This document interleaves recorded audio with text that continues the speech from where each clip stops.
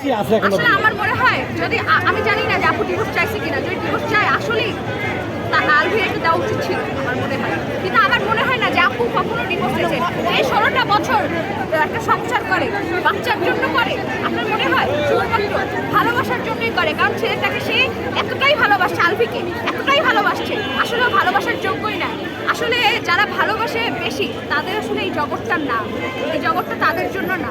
আর যে মানুষটা বিশ্বাসঘাতকতা করে তাদের জন্য কি বলবো, তাদের কিছু বলার নাই আমার। আল্লাহ জানি তাদের ভালো বাবা হইতে চাই রিজিকের জন্য, সে তাকে এখন শক্ত করতে। হ্যাঁ, আমি সেটাই বলছি যে বাবা হিসাবেই থাকুক।